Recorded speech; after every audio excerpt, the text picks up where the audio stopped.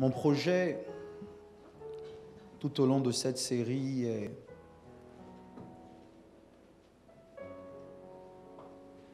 multiple. Plusieurs objectifs.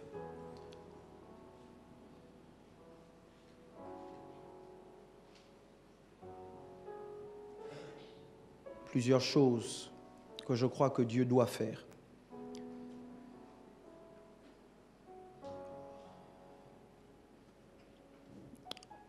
Nous croyons très fermement au niveau de cette église ou dans cette maison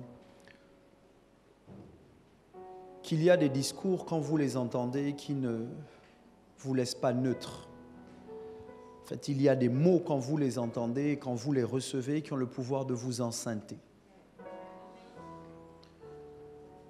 C'est par un discours de l'ange que Marie se trouva enceinte.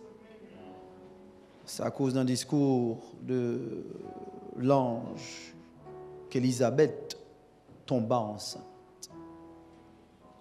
C'est par quelques mots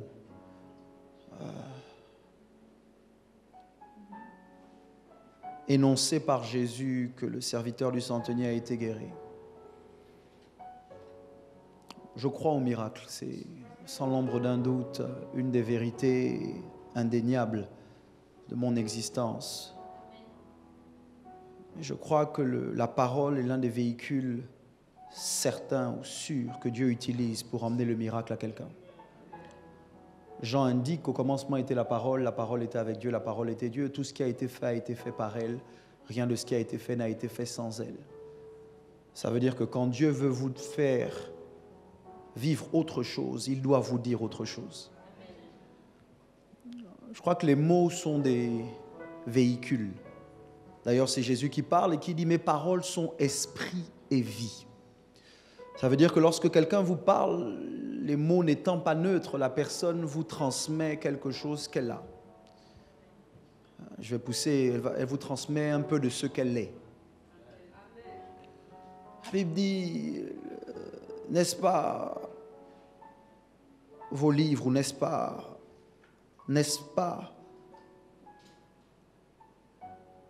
dans votre tradition qu'il est écrit,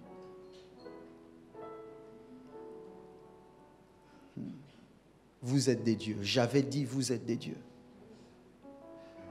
Et Jésus dit, si les Saintes Écritures appellent Dieu ceux à qui est adressée la parole, ça veut dire qu'en réalité, quand Dieu vous parle pour vous faire monter à son niveau.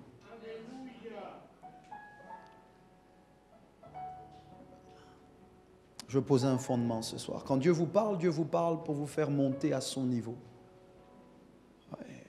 Je crois que vous êtes familier avec cet adage qui dit que celui qui fréquente les sages devient sage.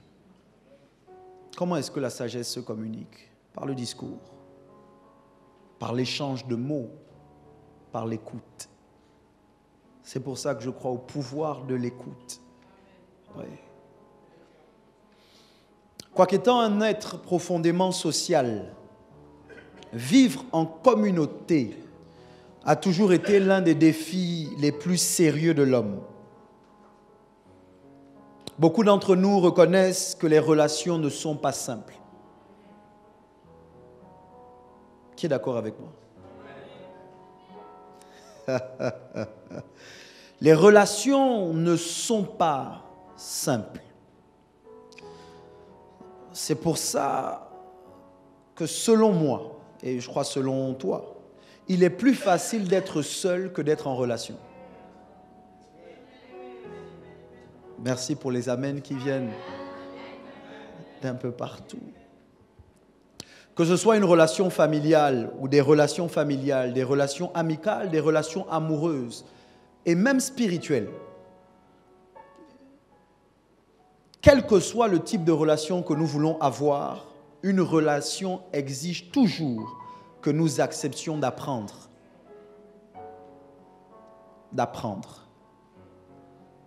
de réapprendre et parfois de désapprendre.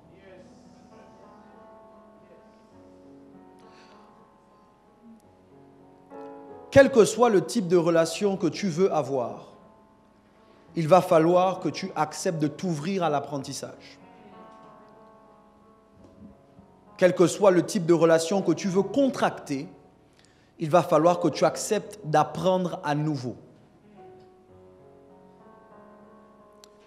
Quand quelqu'un a fait confiance et qu'il a été déçu, à la prochaine relation qu'il veut bâtir, il doit apprendre à nouveau à faire confiance ou de nouveau à faire confiance. Il doit réapprendre à faire confiance. Quand vous avez été trahi, quand vous avez été blessé, vous devez réapprendre à avoir une relation où vous ne soupçonnez pas le mal. Vous savez, je crois, et c'est mon avis propre, je crois que le plus dur en amour, ce n'est pas de pardonner. Je crois que le plus dur en amour, c'est à nouveau d'aimer.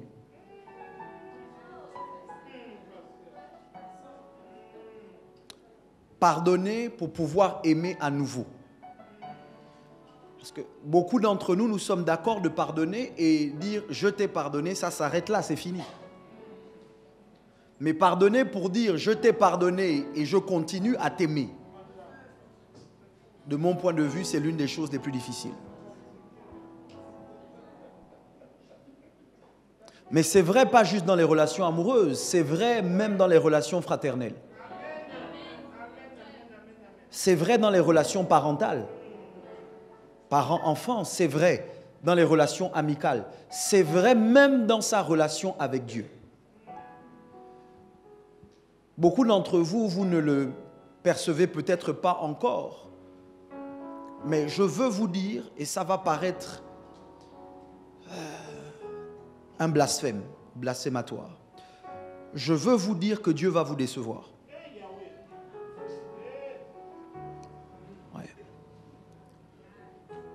Je vais vous dire ça. Je vais vous dire que Dieu doit vous décevoir. En fait, ce que Dieu doit décevoir, ce sont les attentes irréelles que vous avez placées sur lui. Parce que la déception vient d'une attente non comblée. Tu t'attends à ce que Dieu fasse ça, Dieu ne le fait pas, tu es déçu. Mais la vérité, c'est que Dieu ne se tient pas derrière tes attentes pour les exécuter. Dieu se tient derrière sa parole pour l'exécuter. Ça veut dire que ce qui engage Dieu, ce ne sont pas tes attentes, c'est sa parole. Dieu ne peut pas te décevoir si tu es basé sur sa parole, si tu te tiens sur sa parole. Ce que Dieu va décevoir, ce sont tes attentes qui sont basées sur tes émotions, sur tes idées préconçues, sur ce que tu veux que Dieu fasse, qu'il n'a jamais promis de faire.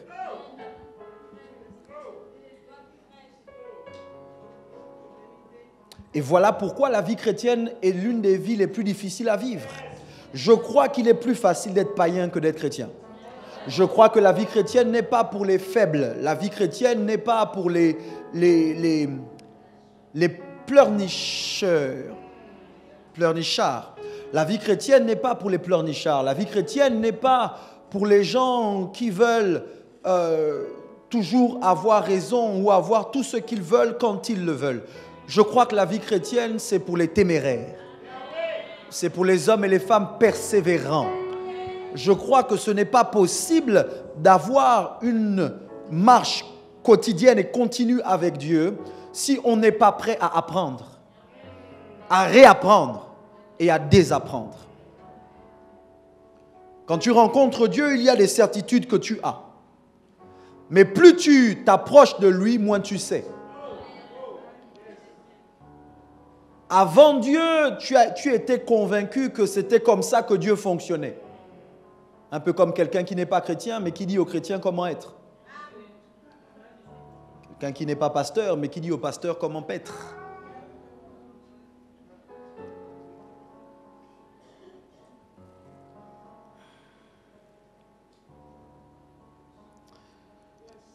Je veux, pendant quelques secondes, vous interpeller sur la nécessité d'apprendre.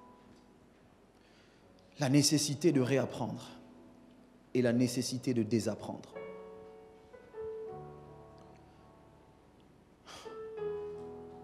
Quelqu'un a dit une fausse vérité est plus dangereuse qu'un mensonge. Je vais dire ça mieux. Quelque chose qu'on sait mal est plus dangereux que l'ignorance. Parce que le problème avec le savoir, c'est que ça donne des certitudes. Ça nous rend têtus. Ça nous rend peu malléables. Quand tu penses savoir quelque chose, tu tiens tête au savoir qu'on veut t'apporter parce que tu es convaincu que ce que tu sais, c'est la vérité. Et le problème dans la vie, et encore plus la vie chrétienne, c'est que nous avons un Dieu qui, lui, est vérité. Mais la vérité qu'il nous donne est progressive. Dieu ôte le voile au fur et à mesure sur la vérité qu'il sait depuis bien avant le commencement des temps. Mais toi, tu découvres la vérité que Dieu savait progressivement.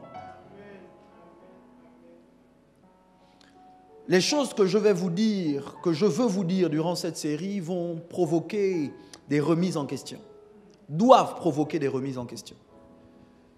Parce que je suis convaincu que si nous restons comme nous sommes, nous n'aurons que ce que nous avons déjà eu.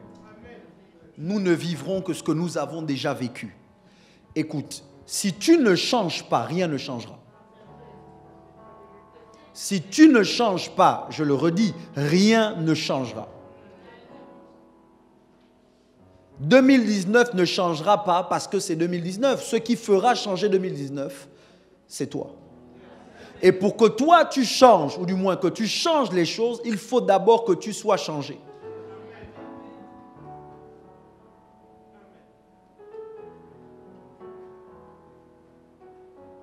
Je pense que vous serez d'accord avec moi de dire que déjà vivre avec soi-même, c'est toute une école. Est-ce qu'il y a des gens qui se découvrent au fil des années?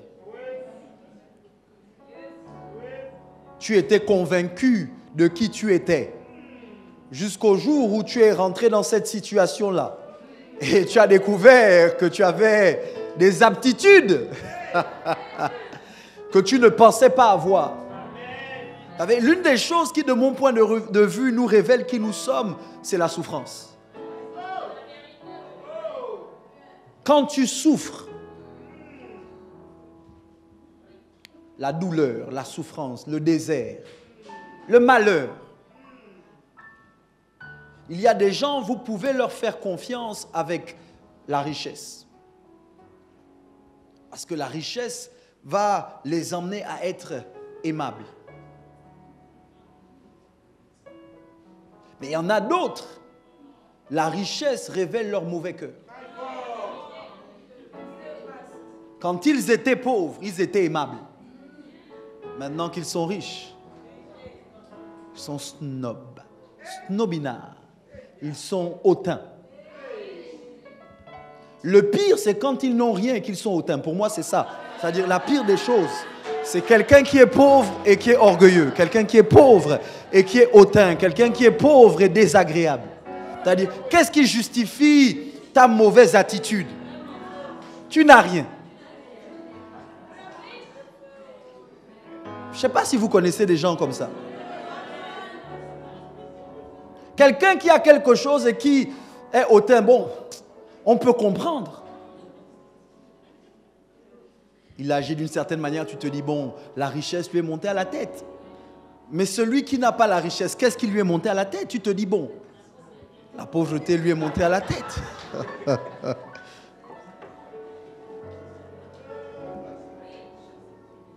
Vivre avec soi-même, c'est toute une école. Je crois qu'on apprend à se connaître. Quand on est enfant, on a des certitudes qu'on n'a plus lorsqu'on est ado.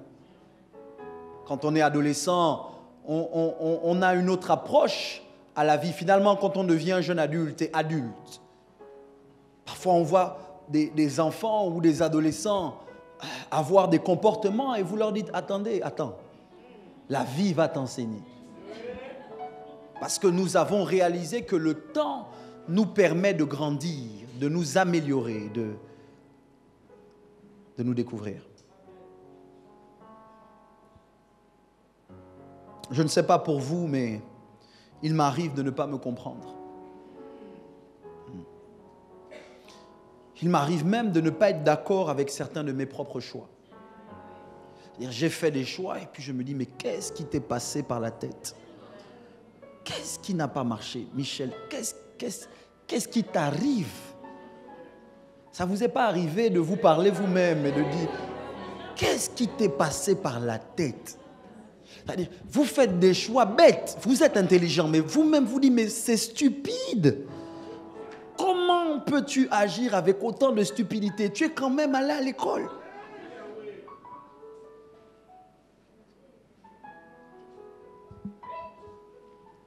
Si vivre avec soi est aussi difficile, comment en plus de soi vivre efficacement avec des gens différents de nous?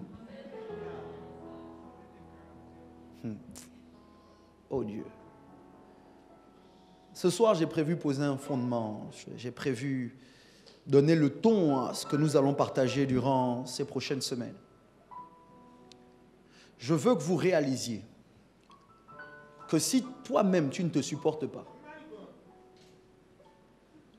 il faut que tu accordes de la largesse. Il faut que tu sois large avec les gens qui te supportent.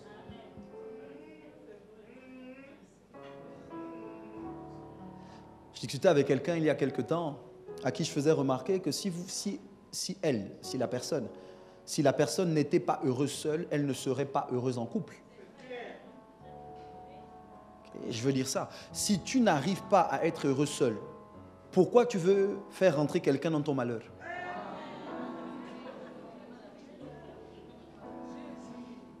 Je vais redire ça. Si tout seul, tu n'aimes pas être avec toi, c'est-à-dire que ta présence à toi t'ennuie,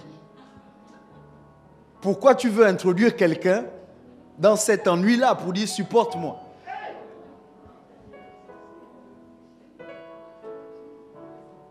Vous savez que deux malheureux ne font pas un couple heureux. Deux malheureux ne font pas un couple heureux. Deux malheureux font un couple de deux malheureux.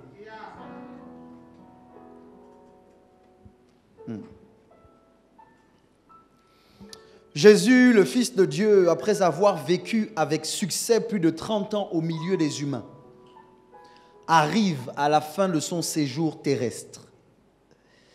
Il a réussi ce que peu d'entre nous pensons possible, être Dieu tout en étant homme. Il a vécu dans la plénitude de sa divinité et dans la plénitude de son humanité, sans faillir.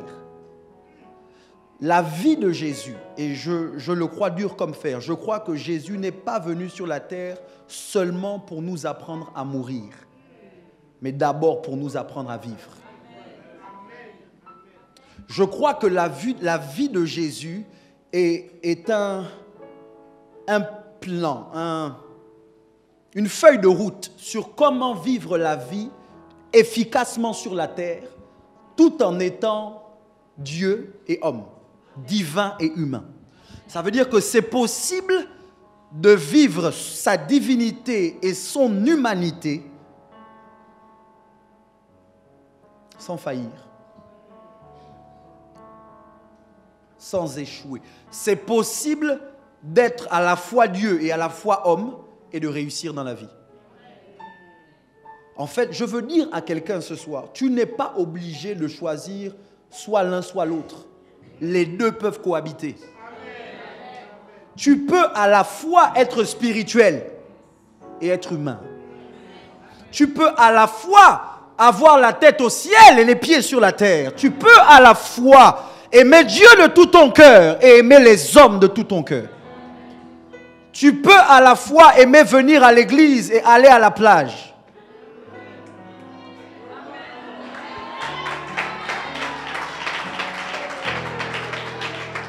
Tu peux à la fois comprendre la nécessité du jeûne et aimer les plats les plus gourmets, les meilleurs plats qui soit sur la surface du globe. Tu peux à la fois aimer la parole de Dieu et aimer les bons films. Tu n'es pas obligé de ne choisir qu'une seule chose. Tu peux vivre ta vie chrétienne efficacement tout en étant homme et en aimant Dieu de toutes tes forces.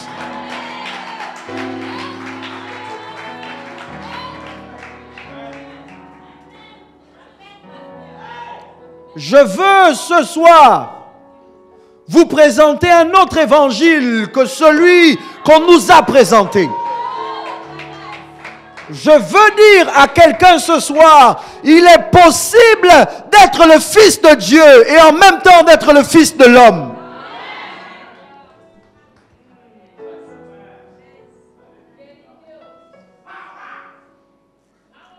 Parle à quelqu'un à côté de toi, dis-lui c'est possible. Cherche quelqu'un d'autre à côté de toi, dis-lui c'est possible. Oh my God, je ne sais pas à qui je m'adresse ce soir, mais je veux dire à quelqu'un c'est possible. C'est possible. C'est possible d'avoir des choses sans permettre à ces choses d'avoir notre cœur. Oui, c'est possible d'avoir une Ferrari sans que la Ferrari ne devienne une idole. C'est possible d'avoir un compte rempli d'argent sans pour autant que l'argent ne soit devenu ta divinité. Je veux dire à quelqu'un ce soir que tu n'es pas obligé d'être pauvre pour être chrétien. Tu peux être riche et être chrétien. Tu peux être un homme à succès et être chrétien. Tu peux être bien habillé et être chrétien. Tu n'es pas obligé de porter des haillons pour faire croire au monde que tu es sauvé. Tu peux porter les plus beaux vêtements et aimer Dieu de tout ton cœur. Le maquillage n'est pas un péché. Oh, je vais prêcher. Les bons parfums ne sont pas un péché. Oh. Les belles voitures, ce n'est pas un péché. La villa, ce n'est pas un péché. My God, my God, my God. Tu peux préférer voyager en première classe parce que tu aimes le confort. Et puis en première classe, tu les maillons de bris de l'eau et de maïten. Ricotono majai de papahai. Adasada malik et terebosei de papahai. De kindelei de bris de l'eau de sabahai.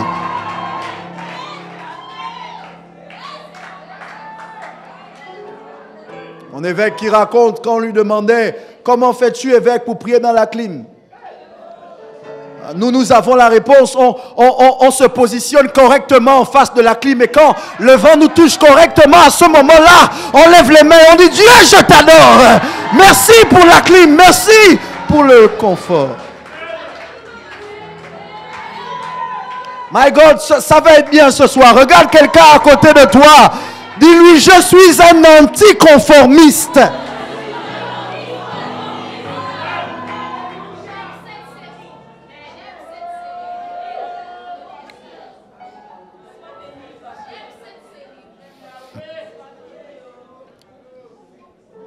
Jésus a vécu, disais-je, dans la plénitude de sa divinité et de son humanité sans faillir.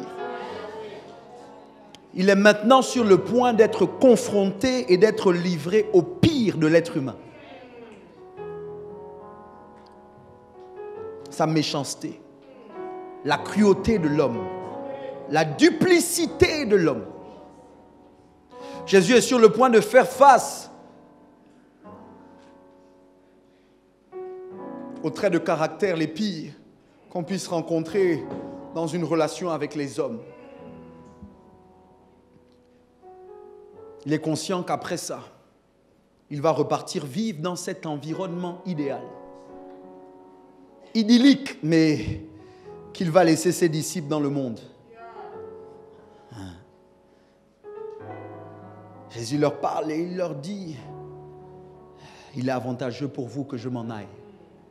Et je m'en vais vous préparer une place. Jésus est content de partir, ses disciples, un peu moins. Pierre lui dit non, ne parle pas comme ça. Jésus a vécu pendant plus de 30 ans. Vous, je ne sais pas si vous réalisez à quel point Dieu nous aime. Les standards qu'il a quittés pour venir vivre au milieu de nous, pour nous sauver. Ça veut dire Dieu a choisi de ne pas nous sauver à distance. Il a choisi de ne pas nous jeter une bouée de sauvetage et dire « Bat-toi, viens ». Jésus a plongé dans l'eau, rentré dans les profondeurs pour te sortir de la noyade, pour te sauver de ce que toi-même tu avais causé sur ta vie. Il aurait pu envoyer un ange et dire « Va les aider ». Mais Jésus, Dieu a choisi de devenir homme pour que les hommes puissent devenir Dieu.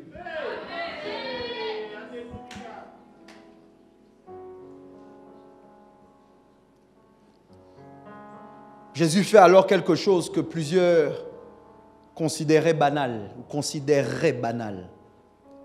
Jésus fait quelque chose que vous pouvez considérer anodin dans ce genre de situation. Jésus fait quelque chose de grave. Jésus prie. Je plains les gens qui considèrent la prière comme un acte religieux. Parce que la prière, pour ceux qui savent prier, est un acte de survie. Pour ceux qui savent prier, la prière ouvre la porte au miraculeux. La prière ouvre la porte au divin. La prière permet d'inviter Dieu dans ton affaire. La prière permet que là où tes forces s'arrêtent, la toute-puissance de Dieu rentre en scène. La prière te sort de situations impossibles. La prière permet que quand les hommes disent c'est fini, il ne peut plus. Quand tu pries, la yada brisquette. Quand un malheureux crie, l'Éternel l'entend et il l'arrache au danger. La prière. Touche quelqu'un à côté de toi, dis-lui il faut prier, il faut prier. La prière donne le droit légal à Dieu d'intervenir. La prière permet que Dieu ne soit pas hors la loi sur la terre. Dieu n'intervient pas dans les affaires des hommes si un homme ne prie pas. Ça veut dire que Dieu veut venir à ton secours, il attend que tu pries. Dieu veut venir à ton aide, mais il attend que tu pries. Beaucoup d'entre vous, vous êtes en difficulté. Parce que votre vie de prière est quasi inexistante. Vous ne priez que quand vous êtes en difficulté. En fait, vous utilisez Dieu comme un pompier. Oui. Vous avez allumé un incendie et là, vous dites à Dieu, viens éteindre. Sors-moi de là. Mais les hommes et les femmes qui ont compris le pouvoir de la prière ne prient pas que quand ça va mal. Les hommes et les femmes, écoutez-moi bien, les hommes et les femmes qui ont compris le pouvoir de la prière prient même par anticipation. Tout va bien. Ah, mais je prie quand même. On ne prie pas parce que ça ne va pas. On prie, point. My God. On prie quand ça va, on prie quand ça ne va pas. On prie quand on est malade, on prie quand on est en bonne santé. On prie quand on est dans l'abondance, on prie quand on est dans la disette. Quand l'enfant est malade, on prie. Quand l'enfant va bien, on prie. Quand l'affaire commence, on prie. Quand l'affaire évolue, on prie. Quand il y a un problème, on prie. Bouscule quelqu'un à côté de toi, dis-lui, il faut prier, il faut prier, il faut prier. Marie Sonto Briskataya Dabaha. Il faut prier. Écoutez, je veux donner à quelqu'un la liberté de prier. Quand j'étais plus jeune, J'ai grandi dans la ville de Port-Gentil, mais quand j'étais plus jeune, encore plus qu'aujourd'hui, le parler en langue, ou le fait de dire que Dieu parle, était considéré comme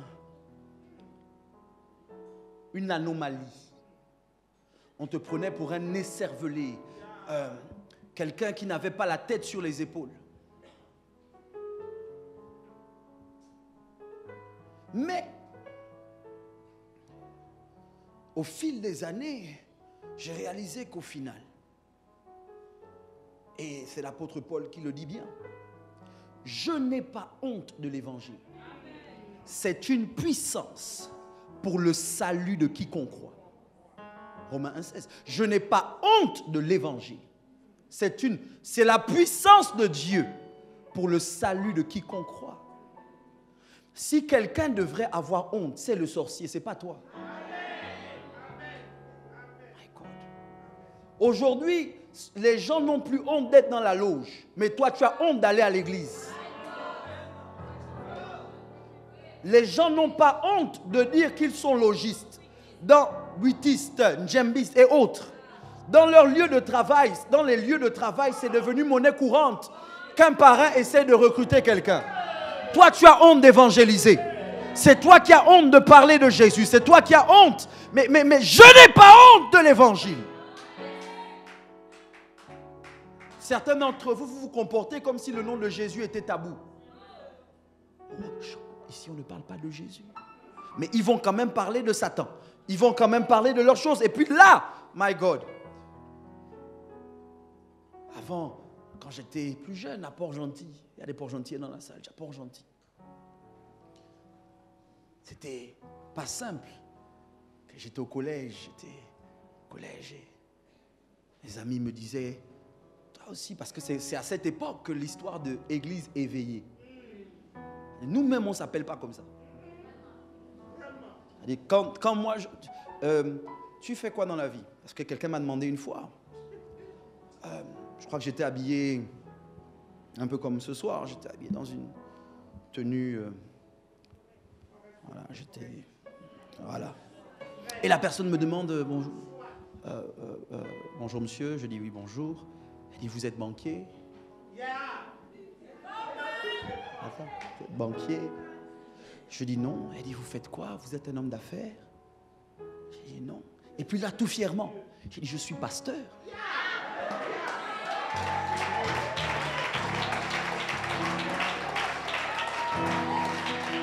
Oui, je suis. Elle dit comment? J'ai dit je suis pasteur. Vous. Et puis vous voyez quand les gens vous dites vous, comme ça là. Comme ça là. Je dis oui, mais vous êtes jeune pour être pasteur. Et puis les gens ne le disent pas, mais ils hintent. Mais vous êtes quand même un peu trop bien habillé pour être pasteur. Aujourd'hui, vous ne le savez pas, mais à l'époque, être pasteur était perçu comme être un mendiant. Les pasteurs faisaient, du moins les gens avaient honte des pasteurs. Les fidèles avaient même honte de dire, c'est mon pasteur. Aujourd'hui, moi je suis sur certains profils WhatsApp, page Facebook. Les gens n'ont plus honte, c'est mon pasteur, c'est... My God. Parce que la vérité c'est, nous n'avons pas honte de l'évangile. Il y a des gens qui vont dire, vous faites le culte de la personnalité. Attends, quand toi tu mets ton artiste, tu mets, le gars tu ne le connais même pas de près ou de loin. C'est-à-dire tu cries pour Messi, il ne connaît pas ton nom de famille, il ne sait même pas que tu existes. Tu cries pour Ronaldo, Ronaldo n'a aucune idée du village dans lequel tu es né. Et puis tu as des problèmes quand quelqu'un honore son pasteur, son...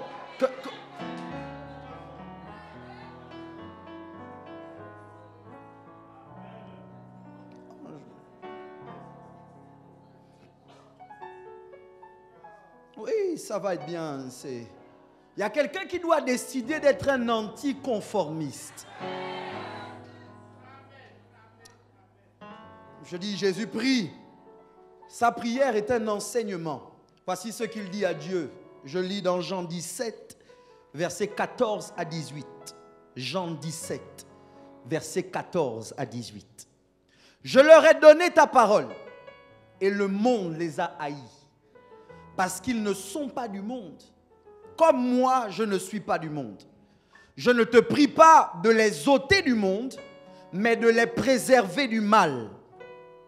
Ils ne sont pas du monde, comme moi, je ne suis pas du monde. Sanctifie-les par ta vérité. Ta parole est la vérité. Comme tu m'as envoyé dans le monde, je les ai aussi envoyés dans le monde. Vous savez, cette prière est remplie d'enseignements. Jésus prie, il parle à Dieu, mais nous qui avons l'opportunité d'écouter l'échange entre Jésus et son Père, nous ne pouvons pas ne pas être enseignés. Au milieu de sa prière, Jésus dit quelque chose de révolutionnaire. Jésus dit, c'est possible d'être quelque part sans être de cet endroit. Jésus dit, ils ne sont pas du monde, comme moi, je ne suis pas du monde. Mais malgré ça, il dit, je ne te prie pas de les ôter du monde. Écoutez-moi bien. Ça veut dire que dans sa prière, Jésus dit à son Père, je sais que je les envoie dans un endroit qui n'est pas leur source, qui n'est pas leur origine. Ils ne viennent pas de là où ils sont. Mais maintenant qu'ils y sont, protège-les du mal là où ils sont. Ça dit plusieurs choses. Ça dit déjà, écoutez-moi bien, ça dit déjà que Dieu a toujours le projet, j'ai besoin que vous compreniez, toujours le projet de t'envoyer quelque part qui n'est pas l'endroit d'où tu viens. Oh, ça doit bénir quelqu'un. Parce que, écoutez-moi bien, quand vous l'entendez, vous pouvez le percevoir négativement. Mais si vous avez des oreilles pour entendre, vous devez comprendre que c'est pour ça que Dieu prend le pauvre du fumier. Pour le faire asseoir à la table des rois. Il vient du fumier. Mais Dieu l'emmène à la table des rois. Mais c'est bénissant, pourquoi? Parce que ça veut dire que là où tu viens, ce n'est pas là où tu vas. J'aime pas comment tu dis amen. Si on parle d'abord de la terre, je reviendrai sur le contexte du texte, mais si on parle d'abord de la terre, ça veut dire que quelle que soit ton origine, tu as une destination. Quel que soit ton passé, tu as un futur. Oh, tu manques une opportunité de bien dire amen. Ça veut dire que tu ne dois pas regarder, oh yes Lord, tu ne dois pas regarder en arrière pour déterminer où tu vas. Le futur n'est pas derrière toi, le futur est devant toi. Pasteur, je suis né dans une famille pauvre, c'est pas grave. Ce n'est pas grave. Ce qui est grave, c'est si tu termines. N'avez-vous pas entendu Dieu dire la fin d'une chose vaut mieux que son commencement? Touche quelqu'un à côté de toi, dis-lui si tu as commencé, tu ne vas pas terminer là où tu as commencé. C'est important les amis, c'est important, my God. Je sens l'Esprit de Dieu sur moi, c'est important ce que je veux vous dire. Écoutez-moi bien, je veux parler à quelqu'un, j'ouvre une parenthèse. Voilà pourquoi il est important de commencer. Parce que commencer donne une indication que tu vas terminer. Et que tu vas terminer ailleurs que là où tu as commencé. Mais si tu ne commences pas, tu es bloqué là. Si tu ne commences pas, tu ne vas nulle part. Si tu ne commences pas, là où tu es, c'est une fatalité. Mais si tu commences, même si tu commences doucement, même si tu commences maladroitement, même si tu commences mal, mais si tu commences, c'est que tu es déjà en mouvement. Et si tu es en mouvement, c'est que dans quelque temps, tu ne seras plus là où tu as commencé.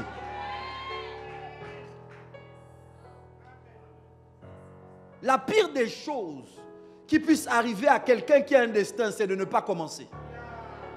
Ça dit, Dieu t'a envoyé sur la terre pour faire quelque chose. Par peur, tu n'as pas osé commencer parce que tu avais peur d'échouer. Mais écoute-moi mon ami, l'échec est fatal quand tu ne commences pas. L'échec a des probabilités de 100% si tu ne fais rien. Mais si tu commences, il y a de très fortes chances que tu vas réussir.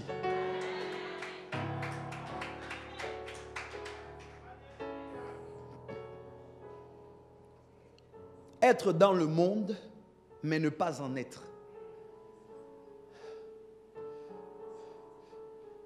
Ça doit vous parler. Ça doit vous parler. Ça veut dire que ce n'est pas parce que tu es dans ta famille que tu es ta famille.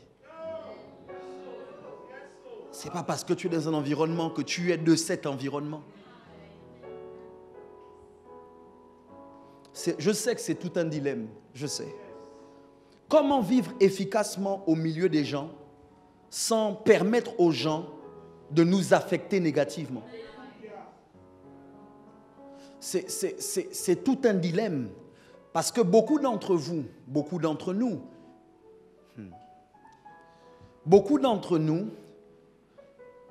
nous préférons nous isoler de peur d'être affectés.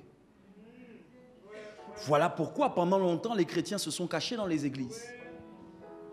On a laissé la cinématographie au monde. On a laissé la politique, on a laissé la musique, on a laissé les arts. On a laissé la mode. On a laissé les médias. On a tout laissé. Tous ceux, écoutez-moi, tous ceux qui avaient de la valeur dehors, on a dit non, c'est pour le monde. C'est ce qui fait qu'aujourd'hui, ton concessionnaire n'est pas chrétien. Le journaliste qui présente l'émission, il y a de très fortes chances qu'il ne soit pas chrétien. Ton couturier n'est pas chrétien. En fait, on a tout laissé au monde de telle sorte qu'on doit encore repartir vers le monde pour vivre.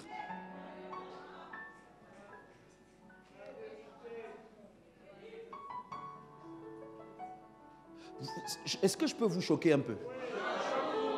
Parce que je veux casser quelque chose et vraiment que Dieu m'aide. Je suis peut-être à un tiers de ce que je veux vous dire ce soir, mais je vais courir. Mais est-ce que vous vous êtes déjà demandé qui fabrique vos vêtements?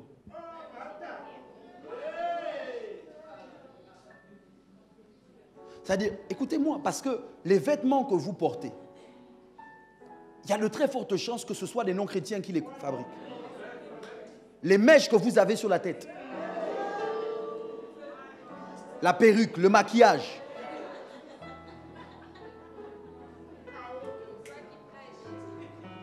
les faux ongles, les vrais ongles,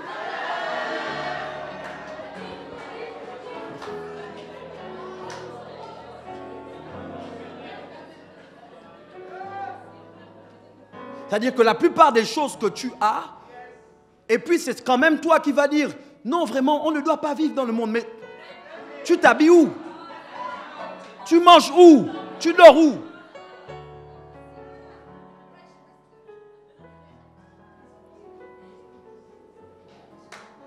Comment vivre efficacement au milieu des gens sans permettre aux gens de nous affecter négativement? Comment vivre au milieu des loups sans devenir une proie? Romains 12, 2, revenons sur nos textes de base. Romains 12, 2 dit, ne vous conformez pas au siècle présent, mais soyez transformés par le renouvellement de l'intelligence, afin que vous discerniez quelle est la volonté de Dieu, ce qui est bon, agréable et parfait. La première partie du verset est formelle. Elle dit, ne te conforme pas. Une autre façon de le dire, c'est ne prends pas la forme du siècle présent. Ne prends pas la forme du monde. Ça veut dire, tu dois être dans le monde. Ah là, vous allez m'entendre ce soir. Tu dois être dans le monde sans ressembler au monde. Ne prends pas la forme de l'environnement dans lequel tu vas. De l'environnement dans lequel Dieu t'envoie. Est-ce que je peux pousser ce soir? Dieu te dit, je t'envoie là-bas, mais ne fais pas comme eux.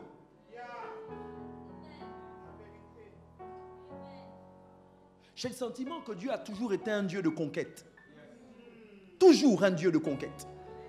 Jamais un Dieu sur la défensive, toujours un Dieu sur l'offensive. Écoutez, il avait le ciel. Il crée la terre. Pourquoi? Parce qu'il veut conquérir quelque chose. Après avoir créé la terre, il envoie l'homme et il dit à l'homme, représente-moi là-bas. Assujetis, domine, prends le contrôle. Même après que l'homme ait péché, il le sort du jardin d'Éden, mais il l'envoie toujours à la conquête. Après sortie d'Égypte, 430 années d'esclavage, Dieu veut utiliser des esclaves pour en faire des conquérants. Sur le chemin de Canaan, il rencontre des géants, il rencontre des peuples entiers. Mais Dieu dit, allez à la conquête, je vous ai donné le pays. Est-ce que je peux ouvrir une parenthèse pour dire à quelqu'un, va à la conquête? Dieu t'a donné cette sphère d'influence. Dieu t'a donné ce domaine d'activité.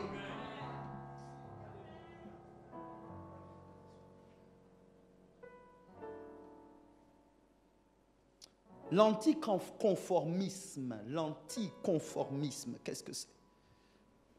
L'anticonformisme, c'est le fait de s'opposer aux usages établis, aux traditions. C'est le contraire du conformisme. Donc Dieu dit ne vous conformez pas. Dieu dit soyez des anticonformistes.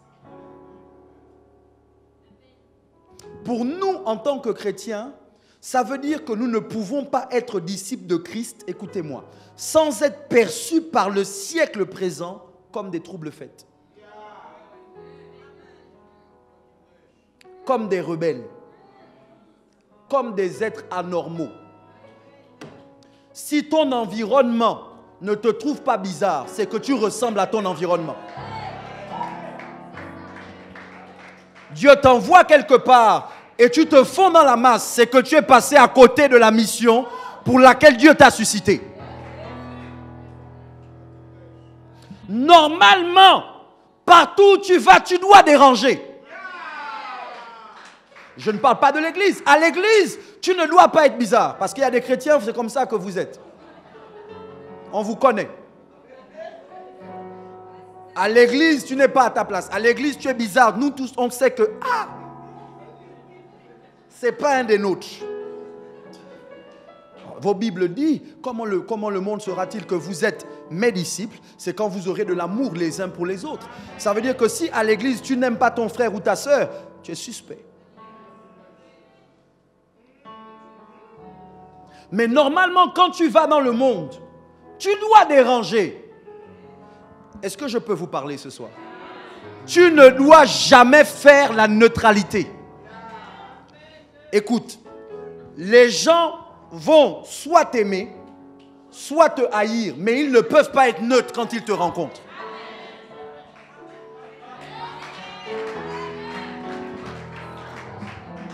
Quand on parle de Jésus, ses contemporains considéraient qu'il était soit un être à adorer, il était le Messie, soit ils considéraient qu'il était un hérétique.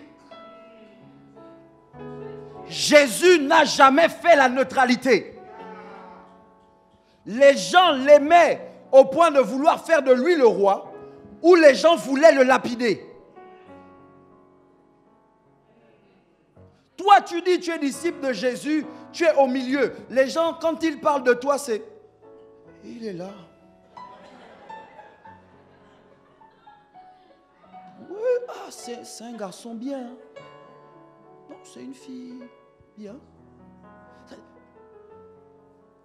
Avant ton arrivée, l'environnement était dans un état.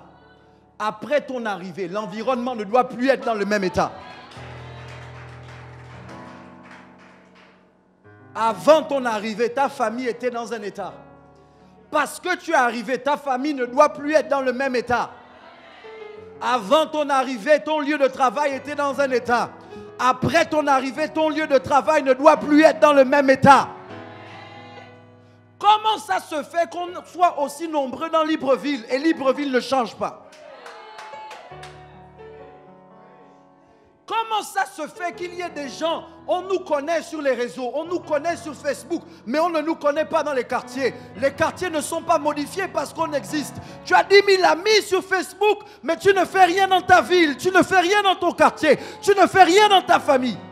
Sortons de Facebook et rentrons un peu dans les quartiers, rentrons un peu dans la ville.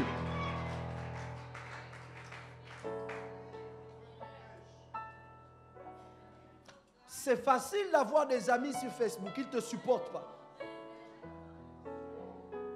Tu mets toujours ta plus belle photo.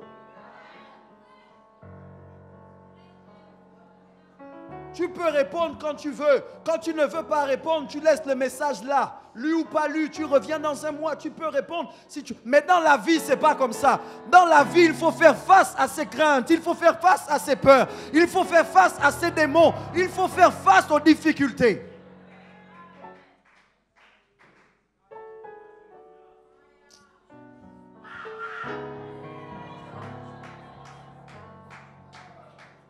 Donnez-moi quelques minutes et je conclue. Touche quelqu'un à côté de toi, dis-lui, il faut vivre la vraie vie.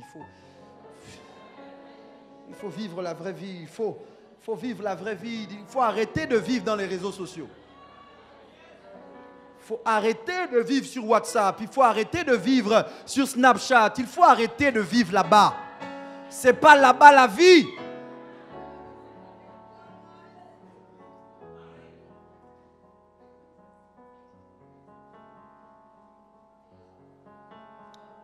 André Gide, un écrivain français du XXe siècle, a dit « Toute pensée non conforme est suspecte. » Toute pensée non conforme est suspecte. Ça veut dire que normalement, si tu es un anticonformiste, les gens doivent te soupçonner. Les gens doivent dire « Tu es dans la loge. » Tu n'es pas dans la loge. Écoutez, moi j'ai décidé que mon barème pour déterminer si j'ai réussi, c'est quand on va mal parler de moi. Si on ne parle pas mal de toi, c'est que tu n'as pas encore réussi. Si on ne dit pas que tu es sorcier, c'est que tu n'as pas de puissance encore. Si on ne ment pas sur toi, c'est que tu n'as pas encore réussi.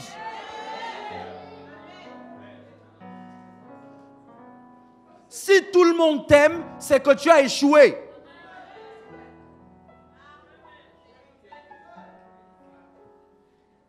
Il y a un type de rébellion qui est incontournable si on vit vraiment en accord avec qui nous sommes censés être. Je le redis, et cette série pèse lourdement dans mon cœur dans ces temps-ci. Nous devons être dérangeants. Tu dois déranger.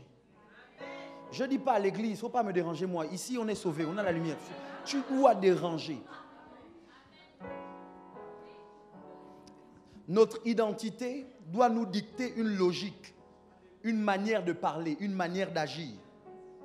Aux yeux de nos contemporains, nous devons être des anticonformistes. Que Dieu m'aide. Souvent, pour éviter d'être à contre-courant, nous faisons le choix de nous conformer au monde qui nous entoure. Nous choisissons de ne pas faire de vagues, de ne pas aller à l'encontre des traditions établies dans nos environnements, malgré le fait que nous sachions qu'elles sont iniques, diaboliques, sataniques. Parce que tu veux pas faire de vagues dans ta famille, tu laisses les choses se faire. Nous décidons de vivre cachés. Certains d'entre vous, voici votre citation préférée pour vivre heureux. Mais un chrétien ne peut pas parler comme ça.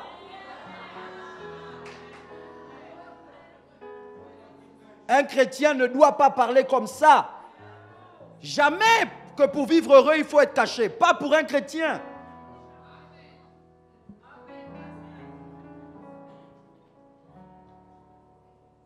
Dieu ne nous a pas envoyés dans le monde pour nous y adapter. Est-ce que vous m'entendez même ce soir? Alors, si vous êtes fatigué, j'arrête. Bon, okay. Dieu ne nous a pas envoyés dans le monde pour nous adapter au monde. Dieu nous a envoyés dans le monde pour le changer.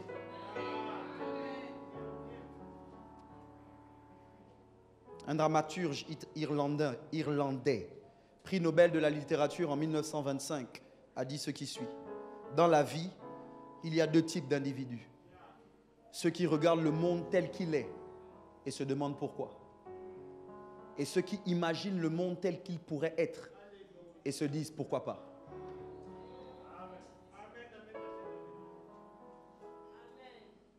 Quel type d'individu es-tu?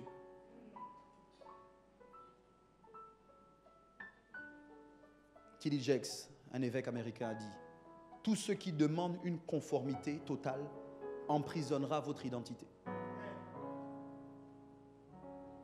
La question que je vais vous poser alors que je suis en train de conclure ce soir, c'est une question d'ordre existentiel.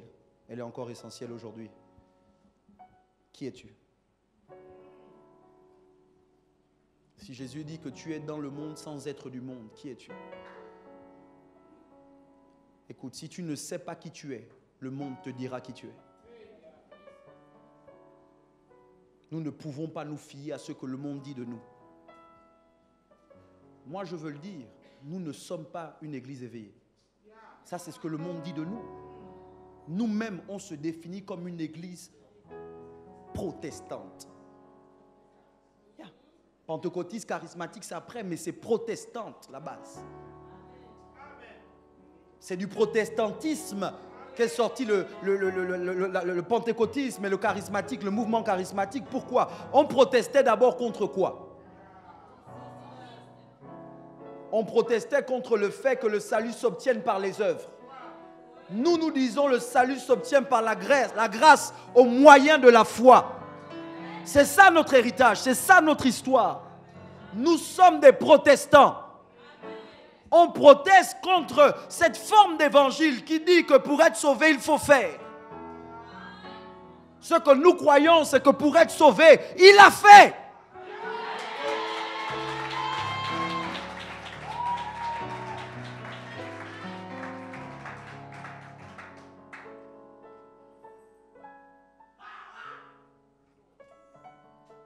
Après l'identité, parce qu'on va en parler durant les prochaines semaines, on parlera de l'activité. Qui on est affecte ce qu'on fait et comment on le fait. Mais au lieu de chercher à se définir sur la base des vêtements qu'on porte, des postes qu'on occupe ou des biens qu'on possède, acceptons que notre identité trouve sa source dans notre origine.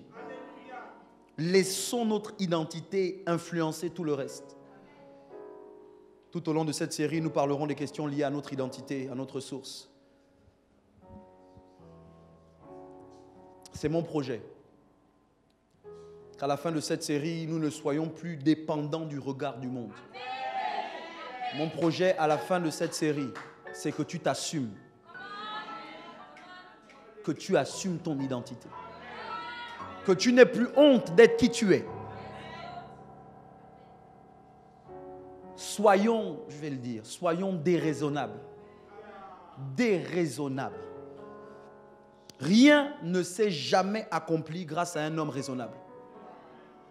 Les gens qui ont changé le monde étaient déraisonnables. Les gens raisonnables ne font pas de vagues. Je vais vous lire ma conclusion, ce que j'ai écrit.